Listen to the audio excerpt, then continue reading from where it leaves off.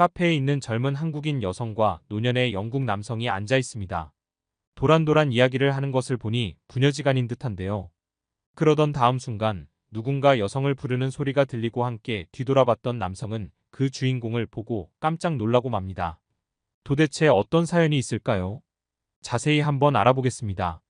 해당 사연은 영국인 폴 씨가 제보해 주신 이야기를 바탕으로 재구성된 스토리입니다. 안녕하세요. 저는 영국인 폴이라고 합니다. 저는 사업의 번영을 위해 귀족 신분의 여자와 결혼하게 되었습니다. 지금 시대에 무슨 소리냐 싶겠지만 영국에서는 귀족이라는 타이틀을 달게 되면 어느 정도의 지위를 얻게 됩니다. 사업을 하면서 귀족이라는 신분을 이용하면 아무래도 신뢰도가 높아지거든요. 저는 아내의 귀족 신분을 위해 아내는 저의 돈 때문에 서로의 이득을 위한 결혼을 했습니다. 그래서인지 아내는 자신의 몸으로 아기를 낳고 싶어 하지 않았습니다. 하지만 서로 아기를 원하고는 있었죠. 아기가 있다면 허울뿐인 이 결혼도 어느 정도 안정이 되지 않을까 싶었거든요. 저희는 사랑이 없던 결혼이라도 이 가정을 깨고 싶지 않았던 것 같습니다. 상의 끝에 아기를 입양하기로 결정했죠. 사회적으로 선한 영향이라는 타이틀 얻기도 하고 제 개인적인 이유도 있어 한국 아기를 입양하기로 했습니다. 딸의 이름은 선미로 지었죠. 신생아를 입양한 것이었기에 저희는 하나부터 열까지 아기에게 매달렸습니다. 하지만 어느 순간부터 아내는 아기를 유모에게만 맡기더군요. 자신은 지친다면서요. 그러면서 아기가 동양인인 것도 싫다고 했습니다. 저는 아내의 투덜거림을 모두 받아들였습니다. 아기를 키우는 것이 쉬운 일이 아니니까요. 하지만 제 생각보다 도를 넘어서기 시작했습니다. 아내는 집에 들어오지 않고 바깥에서 돈을 펑펑 써대며 파티를 즐겼습니다. 저는 아기를 유모에게만 맡길 수 없으니 항상 집에 일찍 들어갔죠. 결국 저희는 별거 끝에 이혼을 진행했습니다. 아내는 몇십억에 달하는 돈을 위자료로 청구했고 더 이상 싸우고 싶지 않았던 저는 그렇게 했죠. 그렇게 저는 다시 혼자가 되었습니다. 아니, 둘이 되었죠. 저에게는 선미가 있었으니까요. 선미는 생각했던 것 이상으로 영특한 아이였습니다. 하나를 가르쳐주면 연계해서 다른 일들도 쉽게 해내고는 했죠. 저는 이 아이가 언젠가 제 사업을 물려받기를 원했습니다. 그래서인지 저는 경제학부터 시작해 경영학에 관심을 가지길 바라며 항상 회사와 관련된 이야기를 해줬죠. 선미는 제 이야기를 하나부터 열까지 경청했습니다. 아이가 없는 삶은 꿈꿀 수 없을 정도였죠. 이상하게 선미를 볼 때마다 누군가가 떠오르곤 했습니다.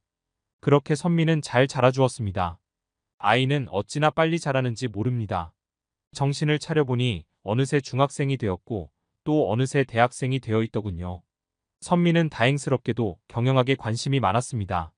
언젠가 제 회사의 경영진으로 넣고 싶은 마음이 있어 더 많은 것을 알려주고는 했죠.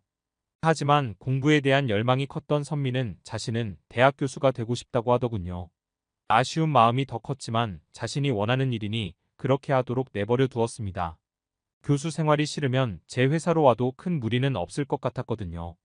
그러던 어느 날 교수 과정을 밟던 딸이 저에게 진지하게 말하더군요. 자신의 친엄마를 찾아보고 싶다고요. 제가 못해준 것이 있어서 친엄마를 찾고 싶은 건지 고민이 들었지만 자신의 뿌리를 찾는다는 것을 뭐라고 할 수는 없으니 알겠다고 했습니다. 하지만 제가 도와주지는 않는다고 했죠. 다 큰 제 딸을 뺏길 것만 같았거든요. 딸은 어린아이처럼 해맑게 웃으며 고맙다고 하더군요.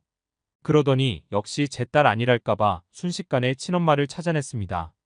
제가 알려준 것은 한국인이라는 것, 입양기관 이름뿐이었는데 정말 몇 달도 안 돼서 찾아낸 것이었죠. 저는 딸에게 축하한다는 말을 전했습니다. 선미는 뜬금없이 친모와 만나기로 했는데 긴장된다며 자신과 함께 한국에 가주면 안 되냐고 하더군요. 일이 많아서 안 된다고 거절했으나 계속되는 부탁으로 승낙할 수밖에 없었습니다. 안 가던 휴가를 지금 간다고 생각하면 되겠구나 싶었죠. 성인이 된 딸은 여전히 아이 같았습니다. 자신의 친엄마를 만난다는 사실 하나만으로도 설레했으니까요. 사실 저는 한국을 가본 적이 있었지만 가슴속에 묻고 있던 추억 때문에 다시는 한국으로 가볼 생각을 하지 않았었죠. 바로 제가 가장 사랑했던 첫사랑이 살던 나라였기 때문입니다. 제가 아시아권에서 사업을 확장하려고 시장조사차 한국에 갔었던 적이 있습니다. 그때 당시 한국은 외국 기업과 많은 계약을 하지는 않던 시절이죠. 더군다나 한국은 서양권에서 잘 알려지지 않아서 저에게는 원석 같은 곳이었습니다. 아버지의 사업을 물려받기 위해서는 시장조사 외에도 아시아 국가의 거래를 뚫어놓고자 했습니다. 아시아가 큰 성장세를 보일 거라는 추측이 있었거든요. 그러던 중 한 회사를 가게 되었는데 거기서 격리로 일하는 순이를 만나게 되었습니다. 순이는 이름만큼이나 상냥하고 어여쁜 사람이었죠. 한눈에 반한 저는 순이에게 고백을 했습니다. 괜히 그 회사에 자주 가기도 하고 뜬금없이 꽃을 선물하기도 하고 그녀는 저의 간절한 구애에 결국 마음을 열어주었고 심지어는 미래를 약속하는 사이가 되었습니다. 그때 당시에는 모든 것이 아름답게 보이더군요. 한국의 거래처를 조금씩 뚫어놨기에 영국으로 가면 사업을 물려받을 수 있을 것이고 미래를 약속한 여자까지 있으니 탄탄대로라고 생각했죠. 하지만 모든 것이 꼬이는 건 순식간이었습니다. 순이의 집에서 인사를 드리러 갔는데 문전박대를 당했습니다. 외국인과 결혼하는 것을 좋게 생각하지 않았던 거죠. 이 소식은 뜻하지 않게 아버지의 귀까지 들어가게 되었고 귀국하라는 말을 들어야 했죠. 저는 어떻게든 결혼하고 싶었으나 순이는 부모님이 반대하는 결혼을 하고 싶지 않다면서 저에게 헤어지자고 했습니다. 저와 순이는 너무도 쉽게 헤어지게 되었죠. 아버지는 제가 한국으로 갈 수 없도록 진행했던 모든 계약을 무효화시켰습니다. 계약 파기로 위약금이 많았지만 크게 신경 쓰지 않으셨죠. 헤어진 순이와 연락할 방법도 사라졌으니 저는 일에만 매달렸습니다. 아버지의 사업을 물려받기 위해 어떻게든 노력했죠. 하지만 순이를 잇는 것은 쉬운 일이 아니었습니다. 사실 한국인 딸을 입양한 것도 한국에 갔다가 어쩌다가 순이를 만나게 되지 않을까 하는 마음 때문이었습니다. 하지만 그런 영화 같은 일은 발생하지 않았죠. 딸 이름을 일부러 한국식 이름인 선미로 지은 것도 순이와 발음이 비슷해서 지은 것이었습니다. 이렇게까지 순이를 마음에 품고 살아오니 누구를 만날 수 없는 건 당연한 거겠죠. 그런데 이제 또 딸의 친엄마를 보러 한국으로 가게 되다니 그 와중에 우연이라도 순이를 만날 수 있지 않을까 싶었습니다. 하지만 그건 말도 안 되는 일이었죠. 그렇게 저와 딸은 한국에 도착했습니다. 한국은 예전과 많이도 달라져 있더군요. 선미는 드라마와 영화에서 본 적이 있다며 떡볶이는 꼭 먹어야 한다고 저를 식당으로 끌고 가더군요. 순이도 떡볶이를 참 좋아했는데 저도 모르게 웃음이 나왔습니다. 떡볶이를 먹은 선미의 얼굴이 새빨개져 한참이나 웃었죠. 저희 부녀는 오랜만에 웃으면서 데이트를 했습니다. 한국을 이렇게 온전히 느껴본 적이 언제였는지 기억도 나지 않더군요. 그렇게 하루 동안 한국의 전통시장을 둘러보며 딸과 대화를 많이도 나눴습니다. 요즘 공부는 어떤지, 만나는 사람은 있는지. 선미는 원래 저에게 모든 이야기를 하곤 했는데 제가 너무 바빠서 요즘 이야기를 못한 게 너무 많다면서 이야기를 술술 풀더군요. 저는 오랜만에 행복한 시간을 보냈습니다. 그렇게 다음 날이 되고 선미는 안절부절 못했습니다. 그날이 바로 선미의 친모를 만나는 날이었거든요. 그렇게까지 긴장하는 모습은 처음 봤던 것 같습니다. 사실 저는 딸을 데려다주고 그냥 그 자리를 뜨고 싶었는데 선미는 꼭 자신의 옆에 있어 달라며 신신당부하더군요. 긴장해서 기절할지도 못한다면서요. 그렇게 약속 장소 카페에 도착했습니다. 유럽풍으로 디자인된 카페였죠. 한국에서 느끼는 유럽이라니 눈치 없게 웃음이 나왔습니다. 선미는 옆에서 발을 동동 구르며 무슨 말부터 해야 하냐고 몇 번이나 물어보더군요. 그때 누군가 선미? 하고 물어보는 목소리가 들렸습니다. 저희는 동시에 고개를 돌렸습니다.